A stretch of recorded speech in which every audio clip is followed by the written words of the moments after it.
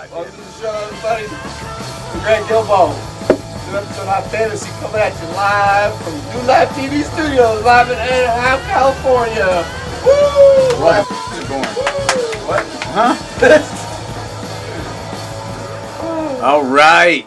Thanks for the Led Zeppelin intro. I love Led Zeppelin. Welcome back to High Fantasy. This is a show where me, Grant Gilbo, likes to take topics in the nerd world and cover them shortly after, before, or during bong rips or joint hits or, just marijuana consumption. Today, I'm going to be reviewing a movie called Dungeons and Dragons: Honor Amongst Thieves. It's just a movie that I saw. Let's get into it. This is a spoiler-free review. I'm going to be very loose with it. I give it about 4.5 stars, and I'm going to justify that pretty well. And the first thing on the list that I really wanted to talk about is the fact that this movie really tried to kind of please the people who play D&D. There was a lot of references to the source material, the way they portrayed the characters, and how they used their powers was a lot like how you would play a Dungeons and Dragons game. But it was also exhibited in a way that, would not scare away new viewers coming in who, don't know what a turn-based game is. There were a lot of good things there. Second, Chris Pine's in it. I mean, really, you put Chris Pine as, the main role in any movie, especially if it's comedy-based, and it really is just a good movie all the way through. I will say that, out of the Chris Pine comedies I've seen, he definitely has some really funny moments, but he doesn't have a whole lot of, just bombs. Because he doesn't take a whole lot of super big risks with his comedy. It's just him. He is both a handsome person, and he's also just charismatic, and sometimes it just makes a funny dialogue as well. And overall, I think the movie, plot-wise, setting-wise, pretty enjoyable. Especially if you like fantasy movies. This movie was very upbeat, very fast-paced, and not a whole lot of room for just bathroom breaks.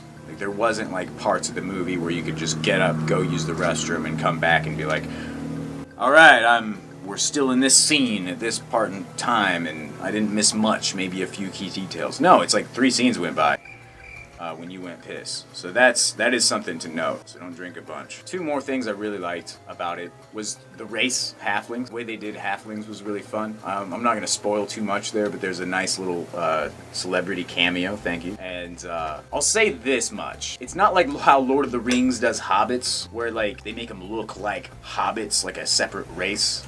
They just took someone and just shrunk them on camera, which was kind of funny. I didn't have any quarrels with it. I just thought it was funny, and that made me enjoy it, so I've made that a pro. And there was one dragon, and he was a very fat dragon, and that just had me rolling. I mean, the fat dragon thing really potentially was my favorite part of the whole movie.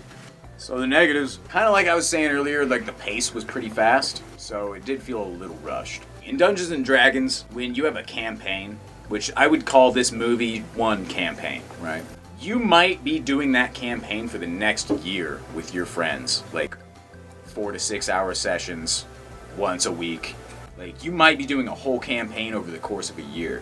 So the fact that the whole campaign was in a movie did make it feel a little rushed, but I do think they're making sequels with the same characters, so we can just kind of imagine that it's all just one giant campaign. But I would have liked to see more things like a long rest, a short rest, and we kind of did see a short rest, but I would like to see camp activities a little bit more. But that's a little picky, I will say. That's a little picky on my part. One thing that I don't think is that picky, though, the tiefling in the movie did not look that infernal.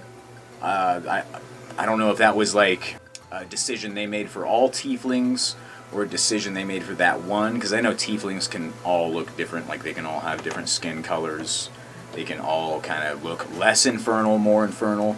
I just thought it was an interesting choice that the first tiefling character that they introduced in Dungeons and Dragons looked just like an elf with horns, like a moon shadow elf. One more con about the movie, and it's not that big of a con really. I still enjoyed the movie. Like I said, 4.5 out of 5. I would say it was lighthearted. It wasn't for super mature audiences. I've definitely been in some D&D campaigns that got very, very dark at times, because characters die and bad shit happens in Dungeons and Dragons campaigns. So I would say it was definitely on the lighthearted side. That's my opinion overall of the Dungeons and Dragons movie. I think it's definitely worth going to see in theaters. I will probably watch it again, if not in theaters, like right as soon as it comes to home. Thanks for checking into High Fantasy. This was Grant. And see you fucking next time I do this. It's a wrap. I'm surprised they haven't come in yet, honestly. Where's my marker? I think he just lied. Oh, there they are. Oh my god, really? They're here now. We just wrapped. That's never happened with High Fantasy. We haven't wrapped yet till I find the marker. What marker? The clacker. The clacker? The clicking clacking?